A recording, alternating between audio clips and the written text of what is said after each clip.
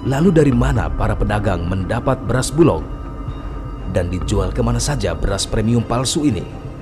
Jadi masing-masing wilayah itu ada RPK namanya, Ruang Pangan Kita.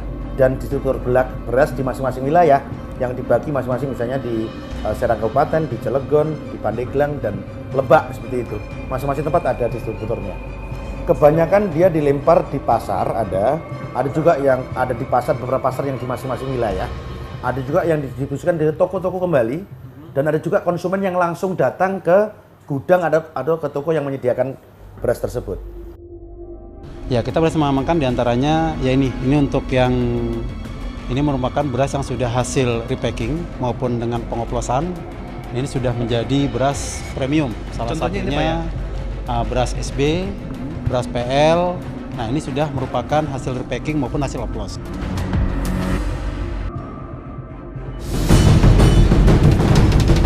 Banyak keluhan masyarakat, beras Bulog yang kualitas bagus tersebut tidak ada di pasaran. Jadi beras Bulog ini di-repacking, yang dikasih pewarna dan kemudian di-bleaching dan dikasih bau seolah-olah adalah pandan wangi. Beras lokal ini langka dan semenjak turunnya beras Bulog, jadi masuklah harga pasaran.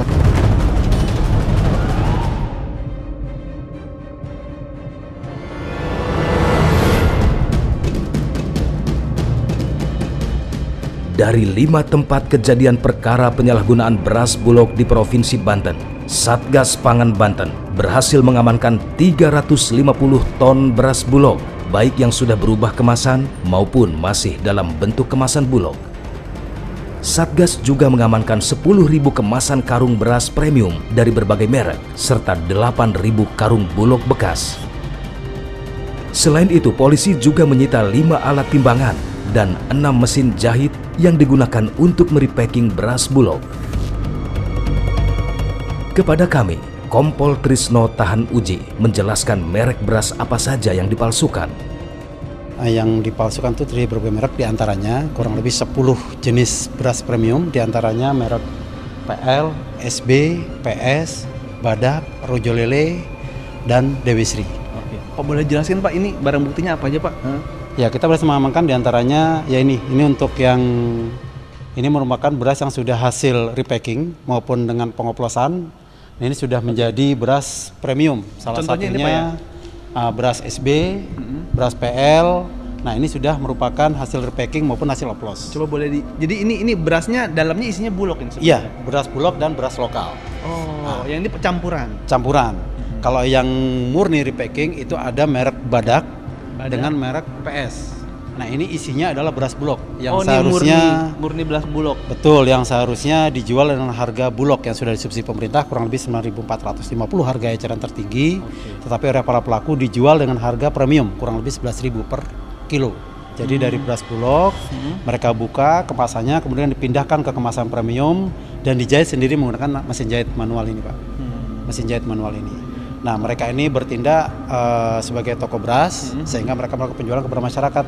Sehingga kita juga mengamankan baik itu nota penjualan, bukti catatan pengiriman distributor, maupun bukti-bukti penjualan yang lain.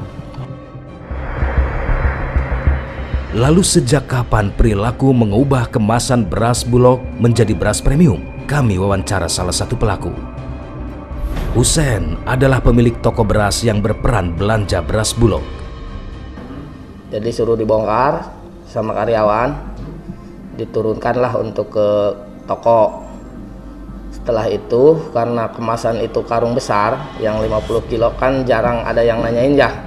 Dikemaslah, diganti karung kemasan 25 kilo. Yang mereknya Cap Badak sama saya disuruhnya. Lalu dapat dari mana beras Bulog? Saya dari Bos Ilyas, dari Pak Alvin. Kalau Pak Alvin ya dari Bulog Warung Gunung, Lebak ya.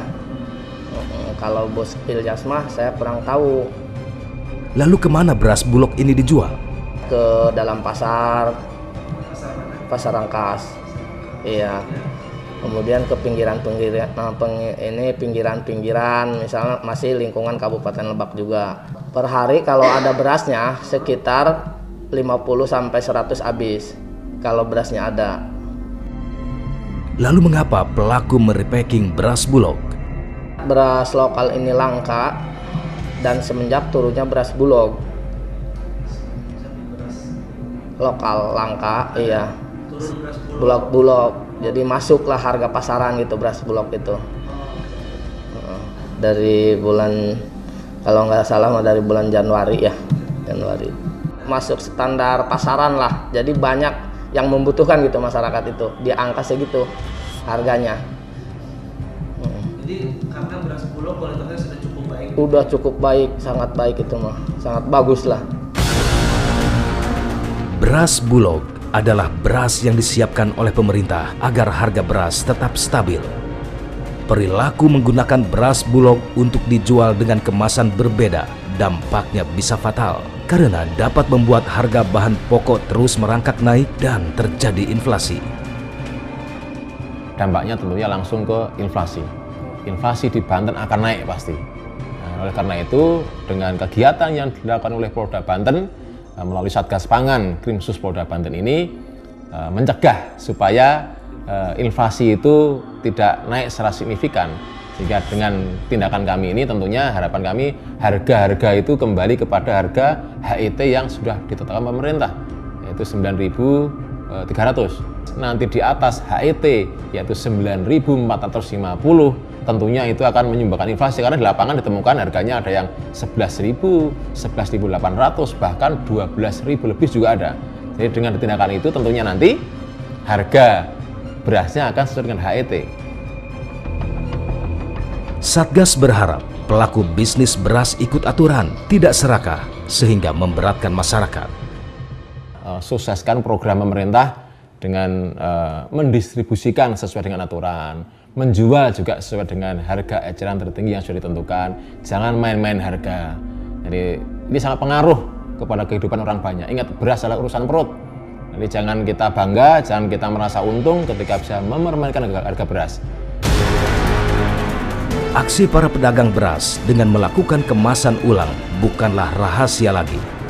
Pengawasan produksi beras lokal dari hulu ke hilir yang cenderung longgar patut dipertanyakan. Lantas, akankah ke depan praktik seperti ini akan terus ditemukan meski telah dilakukan penertiban? Dipindahin dari mana? Pindahin dari mana? Dari karung Bulog. Karung gede, karung kecil. Karung gede, karung kecil.